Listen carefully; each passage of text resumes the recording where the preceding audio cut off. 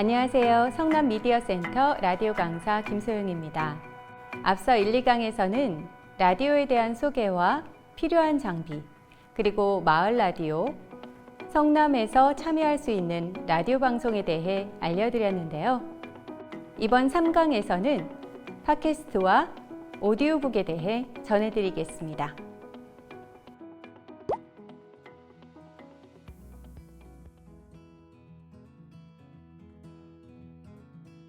팟캐스트라는 단어를 들어보셨나요? 처음 들어보신 분들도 있을 거고 아마 들어보신 분들도 있으실 것 같습니다. 팟캐스트는 애플의 아이팟 그리고 방송의 브로드캐스팅 이 두 개를 합성한 신조어인데요. 나의 목소리를 녹음을 해서 인터넷상에 업로드해 들을 수 있는 방송을 뜻합니다. 2강에서 설명해드린 마을 라디오와 형식은 비슷한데요. 대체로 개인이 하나의 주제로 운영한다는 점이 차이점이라고 할 수 있습니다. 초기에는 지상파 라디오 방송에서 쉽게 하기 어려웠던 정치 팟캐스트가 큰 인기를 끌었었고요. 철학과 인문학도 인기인데요.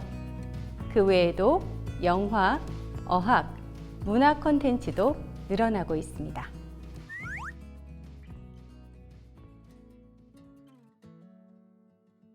팟캐스트의 제작 방법은 마을 라디오와 비슷합니다. 방송 제작하기 전에 미리 기획과 구성, 그리고 시그널 음악 선정과 프로그램 이름 결정, 또 대본을 작성해야 하고 섭외와 선곡도 필요한 경우가 있습니다. 팟캐스트의 기획입니다. 지상파 방송에 있는 방송을 그대로 내가 진행한다면 듣는 사람이 많을까요? 아마도 내 친구가 아니라면 지상파 방송에서 유명 방송인이 진행하는 방송을 들을 겁니다. 그렇다면 경쟁력 있는 주제를 선택해야 듣는 사람들이 많아지겠죠. 만약에 팟캐스트로 음악 방송을 진행한다면 지상파 방송에서는 잘 틀어주지 않는 락 음악을 주로 다룬다거나 아이들을 위한 동요만을 틀어주는 방송을 제작하는 것과 같은 차별화를 둔다면 내 방송을 기다리는 매니아층을 만들 수 있을 겁니다. 팟캐스트는 마을 라디오에 비해서 시간과 구성 면에서는 훨씬 자유로운데요. 다시 말하자면 방송 분량에 구애를 받지 않는다는 겁니다. 또한 음악보다는 멘트의 비중이 단연 높고요. 시그널 음악 외에 다른 음악은 전혀 사용하지 않는 경우도 많습니다. 하지만 가끔은 분위기 반전을 위한 효과음 등을 적절히 사용하면 훨씬 더 다채로운 방송을 만들 수 있으니까 참고하시기 바랍니다. 방송 제작 전에 필요한 내용 중에 마을 라디오와 겹치는 부분은 2강을 보시면 됩니다. 팟캐스트는 마을 라디오와는 달리 개인이 방송을 하다 보니까 방송 장비 없이 집에서 녹음하는 경우가 많습니다. 휴대폰 하나로 녹음해서 쉽게 올리는 경우들도 많지만 꾸준히 운영해 나갈 계획이라면 방송 음질에도 신경을 써야 하는데요. 장비가 갖춰져 있는 미디어 센터에 스튜디오를 대여해서 녹음하거나 만약에 집에서 하신다면 큰 공간보다는 좀 작은 공간, 그리고 비어있는 공간보다는 책이나 옷이 많아서 소리가 울리지 않는 공간을 선택해서 녹음하는 게 좋습니다. 혹시 집에서 녹음하신다면 간단한 1인 라디오 장비도 1강에서 설명해 드렸으니까 참고하세요. 업로드 사이트는 앞 강의에서 팟빵과 파티를 소개해 드렸는데요. 이번 강좌에서는 네이버 오디오 클립에 대해서 알려드리겠습니다.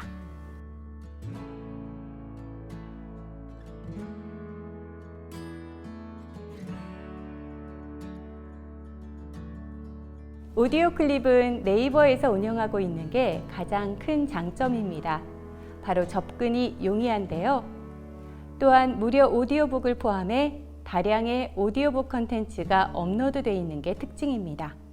특히 오디오북을 운영하실 계획을 하고 있다면 오디오 클립을 이용하시길 추천드립니다. 마지막으로 팟캐스트를 운영할 때 지켜야 할 점을 알려드릴게요.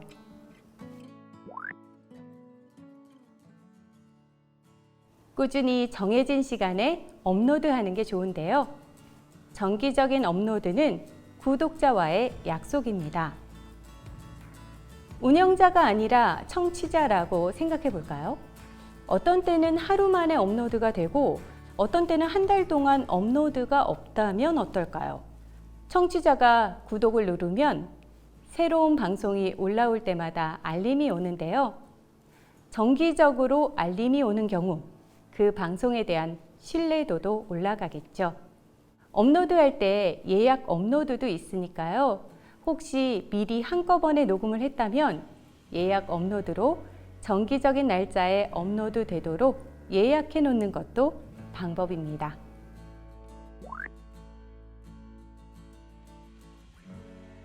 이번에는 라디오 대본 작성 방법을 알려드리겠습니다.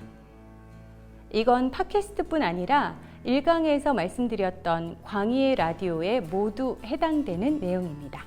첫 번째로 문장을 너무 길지 않게 작성하라는 건데요. 이 책과는 달리 듣는 방송이기 때문에 문장이 너무 길어지면 청취자가 내용을 이해하기 어려워집니다. 예를 들어 오늘 아침 일어나서 하늘을 보니 화창해서 우산 없이 출근을 했는데 일하다 보니 오후부터 비가 오기 시작해서 너무 길죠. 한 문장이 이렇게 길면 읽기도 어렵고 귀에 잘 들어오지도 않습니다. 이럴 때는 하나의 문장을 여러 개로 나누는 게 좋은데요. 오늘 아침 일어나서 하늘을 보니 화창했어요.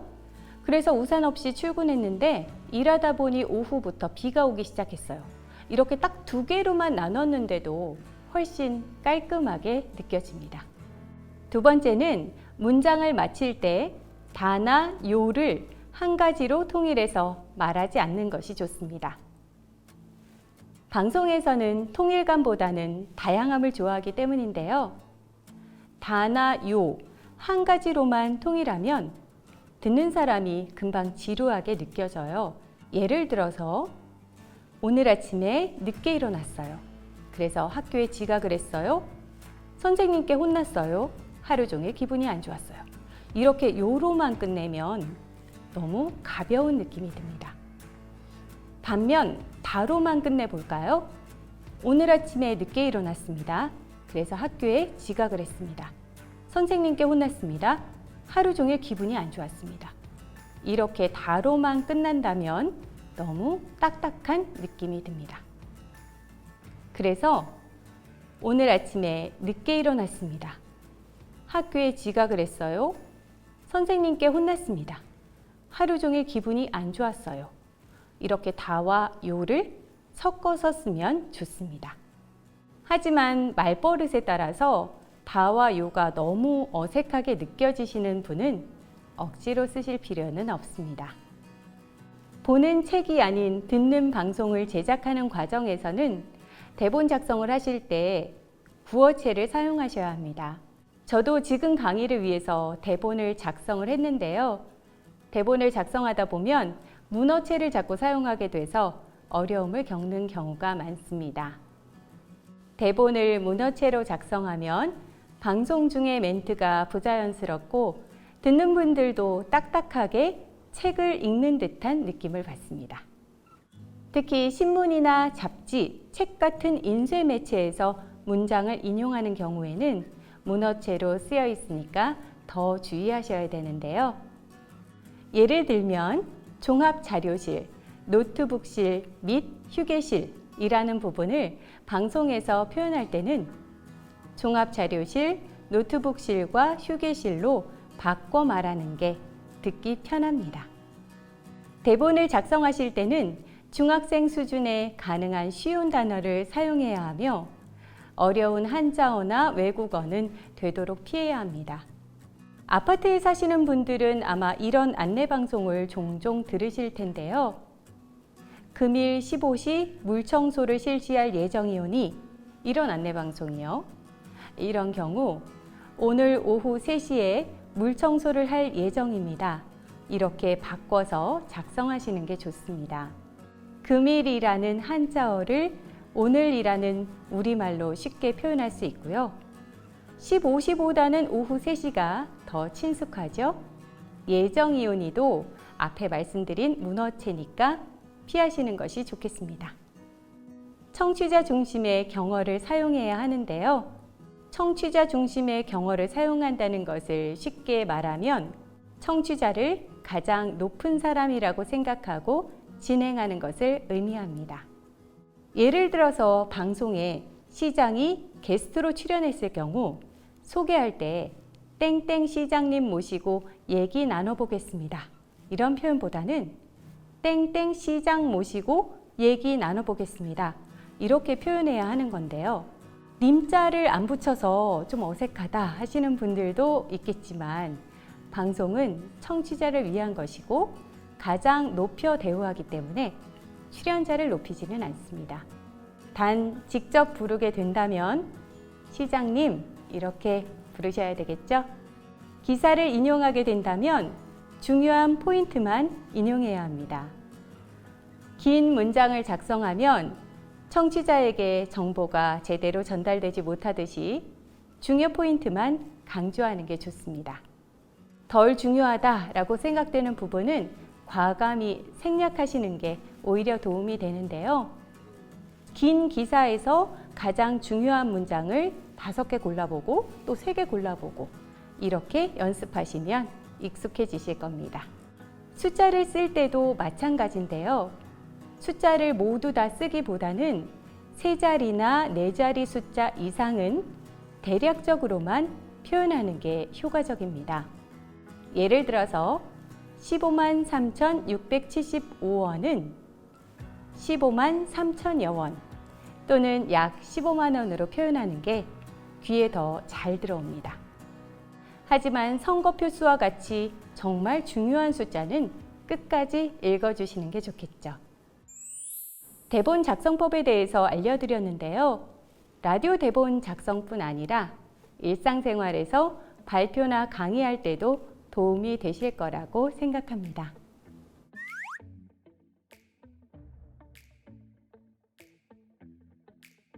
이제 오디오북에 대해서 알아볼까요? 오디오북은 귀로 듣는 책이라고 하죠. 책을 귀로 편하게 들을 수 있고 스마트폰 같은 휴대기기를 통해서 언제 어디서나 손쉽게 이용이 가능하다는 게 가장 큰 특징인데요. 지하철이나 버스 안에서도 들을 수 있고 출퇴근길 운전 중이나 아니면 운동을 하면서도 독서를 할 수 있다는 거 정말 큰 장점입니다. 특히 책 읽기에 어려움이 따르는 시각장애인에게는 꼭 필요한 컨텐츠이기도 합니다. 태어날 때부터 장애가 있는 분들은 점자 도서에 익숙한데요. 나중에 장애가 생긴 분들은 점자 도서 읽는 속도가 느려서 힘들다고 하시더라고요. 이럴 때 오디오북은 정말 필수겠죠. 노안으로 인해서 책을 가까이 하기 어려운 노인들에게도 유익한 분야입니다. 현재 미국 같은 경우 오디오북 시장 규모가 10억 달러 정도로 전체 출판 시장의 10%를 차지하고 있고요. 전체 국민의 28%가 오디오북을 이용하고 있다고 합니다. 우리나라도 2000년대 중반부터 시작해서 최근에는 연예인의 목소리를 내세운 오디오북 회사들이 광고를 많이 하고 있더라고요. 오디오북을 무료로도 들을 수 있고요. 혹은 셀럽이나 연예인의 목소리로도 들을 수 있지만 내 목소리 혹은 우리 가족의 목소리로 직접 만들 수도 있습니다. 우리 가족끼리 오디오북을 만들어 보면 어떨까요? 부모님이나 할머니, 할아버지의 목소리를 들을 수 없게 됐을 때 특별한 기억으로 남을 수도 있고요. 어렸을 때 우리 아이의 목소리, 그리고 우리 아이가 컸을 때 그 목소리를 성인이 돼서 듣는다면 두고두고 소중한 추억이 될 겁니다.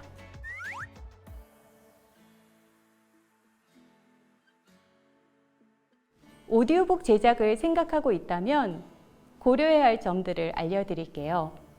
먼저 책의 분량이 짧은 게 편합니다. 생각보다 시간이 참 오래 걸려요. 그래서 너무 긴 책을 선정하지 않는 게 좋은데요. 나는 꼭 긴 책을 하고 싶다 하시면 모두 다 녹음하지 말고요. 마음에 드는 부분만 뽑아서 녹음하시길 추천드립니다. 두 번째로 말만 계속 녹음하기보다는 제일 앞부분에 음악을 넣는 게 좋고 중간중간에도 음악이나 효과음을 적절히 사용하는 것이 훨씬 더 매끄럽게 들립니다. 그리고 마지막으로 공개된 곳에 업로드 하실 경우에는 책의 저작권 문제가 걸릴 수 있으니까 주의하셔야 합니다.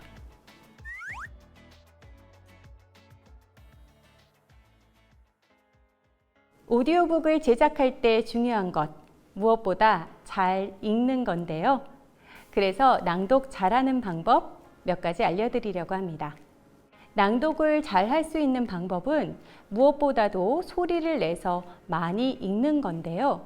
정자세로 앉아서 정확한 목소리로 또박또박 읽기를 매일매일 반복하다 보면 어느새 틀리게 읽는 것도 좀 덜해지고 발음도 좋아진 스스로를 발견할 수 있을 겁니다. 낭독할 때는 첫 번째로 띄어읽기가 중요한데요. 띄어읽기에 따라 문장의 뜻이 달라질 수도 있기 때문입니다. 책에는 당연히 띄어읽기가 되어 있겠죠. 아버지가 방에 들어가신다. 이렇게요. 그런데 만약에 이 문장을 아버지 가방에 들어가신다 라고 읽으면 안 되겠죠. 띄어읽기가 애매한 문장은 여러 번 읽어서 문장을 완전히 이해한 다음 어디서 띄어읽는 게 가장 좋을지 고민을 하고 결정하시면 됩니다. 다음으로 적당한 빠르기로 읽어야 합니다. 너무 빨리 읽으면 듣는 사람이 이해가 안 되고 마음이 조급해지고 그리고 너무 느리면 답답하게 느껴집니다. 또박또박만 읽는다면 마치 AI가 국어책을 읽는 듯한 그런 느낌이 들 수가 있어요. 사람의 따뜻한 온기가 느껴지려면 때로는 단어를 강조하고 때로는 리듬을 살려서 읽어야 하고요. 목소리를 어떤 때는 높게 그리고 어떤 때는 낮게 이렇게 변화를 주어야 하는데요. 물 흐르듯 부드럽게 이렇게 표현 드리면 이해가 좀 쉬울까요? 사실 이 부분은 많은 노력이 필요한 부분이라 혹시라도 대면 강의에서 만나게 된다면 더 자세히 알려드릴게요. 여태까지 알아본 내용이 너무 추상적이다 싶으셨나요? 이제부터는 구체적인 내용을 짚어드릴게요. 먼저 발음입니다. 우리가 말할 때는 발음이 조금 틀려도 크게 느껴지지 않지만 책을 읽을 때 발음이 틀리면 귀에 확실히 거슬릴 수 있습니다.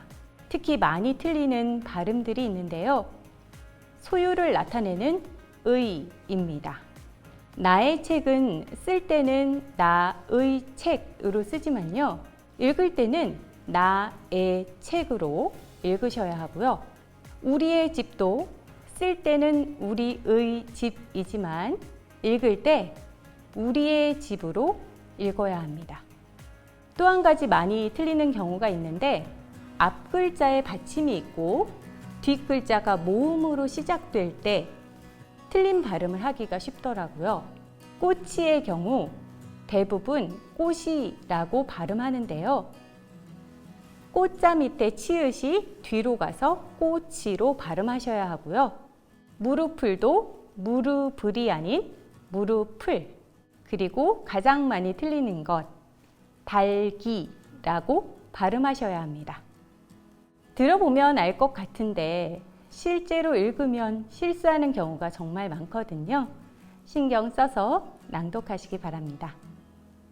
숫자나 사람 이름은 익숙하지 않기 때문에 녹음 전에 여러 번 읽어서 입에 익숙하게 하는 게 좋습니다.